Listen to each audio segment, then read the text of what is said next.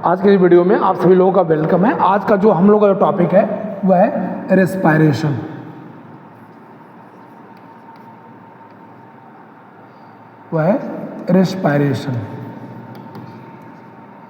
Respiration होता क्या है, पहले इसको हम लोग क्लियर कर लेते भी हैं, फिर उसके बाद से हम बात करते हैं कि इसमें कौन कौन टर्म है और आपको कंपटीशन फील्ड में या नीट के एग्जाम में किस तरह से क्वेश्चन से पुटअप की जाती भी है।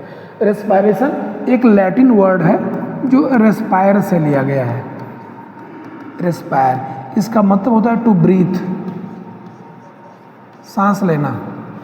और अगर देखेंगे तो रेस्पायरेशन तो ठीक है कि रेस्पायरेशन आपको प्लांट और एनिमल, इस अर्थ में जितने भी लिविंग बीइंग है सब में होता है, लेकिन जो रेस्पायरेशन का जो मेन जो कॉन्सेप्ट है वो हम लोग एनिमल से लेते भी हैं, लेकिन इसका सेंस एकदम ये नहीं आपको होता भी कि प्लांट में नहीं होता है। लेकिन हमने स्टार्टिंग में कहा हुआ कि रेस्पायरेशन जैसे भी हम लेते भी हैं तो हम प्लांट के कंपेयर में एनिमल पर हमारा फोकस ज़्यादा होता है। लेकिन पहले रेस्पायरेशन होता क्या, पहले एक क्लियर करिए।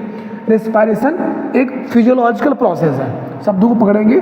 रेस्पायरेशन एक फिजियोलॉजिकल प्रोसेस है। और फिजियोलॉजिकल प्रोसेस का क्या सेंस होता है, इसमें आप देख रहे हैं फिजिकल भी लगा है, बायोलॉजिकल प्रोसेस भी आपको लगा हुआ भी है। अगर हम डिफिनीशन की बात करें कि बेसिकली रेस्पायरेशन में क्या होता है कि शब्दों पर ध्यान रखेगा, इनटेक ऑफ ऑक्सीजन, पहला पॉइंट तो ये है। दूसरा है intake of oxygen and output of carbon dioxide during that process. During that process term important है। अब आगे का ऑक्सीडेशन ऑफ फूड स्टफ, ये इंपॉर्टेंट है। Oxidation of food stuff and released energy in the form of ATP. ये देखिए, ये पूरा जब कॉन्सेप्ट जब डिफाइन करेंगे तभी रेस्पायरेशन की डिफिनीशन आपको आएगी। अधिकतर लोग करते हैं क्या भी, जैसे आप बोल देते हैं जैसे ब्रीदिंग का कॉन्सेप्ट क्या होता है, अगर थोड़ा सा हम अलग हट के बोल दें, ब्रीदिंग। ब्रीदिंग क्या है? ब्रीदिंग एक फिजिकल प्रोसेस है। इसके अंदर होता क्या है, गैस का लेना, गैस छोड़ना, तो इसको हम सीधे सीधे ब्रीदिंग के नाम से आप जानते हैं। रेस्पायरेशन में गैस का लेना, गैस छोड़ना नहीं है, आपको बोलना पड़ेगा कि इनटेक ऑफ ऑक्सीजन और output of carbon dioxide during that process oxidation of food stuff और release energy in the form of ATP. और energy in the form of ATP के लिए हमारे पास आपको कुछ टर्म्स हैं जो आपको भी क्लियर किया जाएगा। ग्लाइकोलाइसिस का नाम आता है, क्रेब्स साइकिल का नाम आपको आता भी है।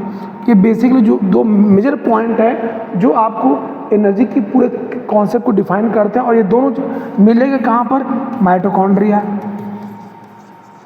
इसीलिए माइटोकॉन्ड्रिया को हम आप powerhouse of the cell के नाम से जानते हैं, क्योंकि वहाँ पर एटीपी की फॉर्मेशन होने की एबिलिटी आपके सामने आपको आइडेंटिफाई आपको है। अब रेस्पायरेशन को अगर देखा भी जाए तो on the basis of medium के हिसाब से माना जाता है कि इस अर्थ पर अगर देखा भी जाए तो रेस्पायरेशन को दो कैटेगरी में, प्रेजेंस और अब्सेंस के हिसाब से, एरोबिक और दूसरा है एनएरोबिक। रेस्पायरेशन के नाम से आप जानते हैं। एरोबिक का मतलब होता भी है कि जहाँ पर आपको ऑक्सीजन अवेलेबल, आपको नाम से क्लियर है, अवेलेबल ऑक्सीजन आपको यहाँ पर देख रहे हैं कि ऑक्सीजन का लेवल लगभग ना के बराबर हो। एब्सेंट तो हम नहीं बोल सकते, लैक से काम चलाएंगे, लैक ऑफ ऑक्सीजन, क्योंकि एब्सेंट कर देंगे तो इसका मतलब है कि इस इन्वायरमेंट में अगर ऑक्सीजन एब्सेंट अगर हो जाएगी कि इसमें, तो लिविंग बीइंग के कॉन्सेप्ट को आप डिफाइन नहीं कर पाएंगे। तो लैक से आप काम चाहिए, अभाव, अभाव का और एब्सेंट में अंतर होता है, इसको ध्यान रखिएगा कैसे भी। एरोबिक का जो एग्जाम्पल आपको होता भी है वो क्रेब साइकिल को ले लीजिए आप, और एनारोबिक में जाइएगा तो बहुत से एग्जाम्पल मिल जाएंगे, जैसे इथाइल अल्कोहल का फॉर्मेशन, इथाइल अल्कोहल का फॉर्मेशन दीजिए। लैक्टिक एसिड जो हमारी बॉडी में बनता है, लैक्टिक एसिड फॉर्मेशन को आप ले लीजिए। विनेगर जो आपको सिरका बनता है उसको भी इसके अंतर्गत आप ले सकते हैं किसी भी।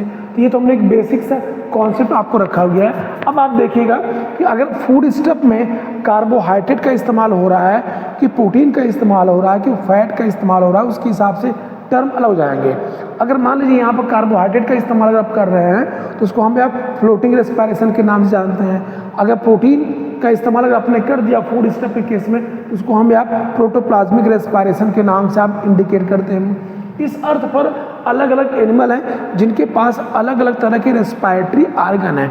कुछ कॉमन रेस्पिरेटरी आर्गन की बात कर रहे हैं, जैसे अगर हम ह्यूमन बीइंग की बात करें तो ह्यूमन बीइंग में रेस्पिरेशन करने के लिए जो मेन जो आपको आर्गन है जहाँ पर गैसेस एक्सचेंज होता है, उसको हम आप लंग्स या पल्मोनरी ऑर्गन के नाम से आप इंडिकेट करते हैं। अगर हम एक मोटा सा कॉन्सेप्ट रखें ऑन द बेसिस ऑफ हैबिटॉट की बात कर रहे हैं, प्लेस की बात कर रहे हैं, अगर हैबिटॉट के हिसाब से देखा भी जाए,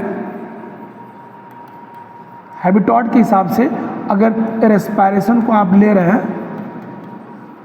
रेस्पिरेटरी आर्गन की बात कर रहे हैं हैबिटॉट के हिसाब से, तो अगर मान ली कभी कोई एक्वेटिक एनिमल है, कोई भी अगर एनिमल अगर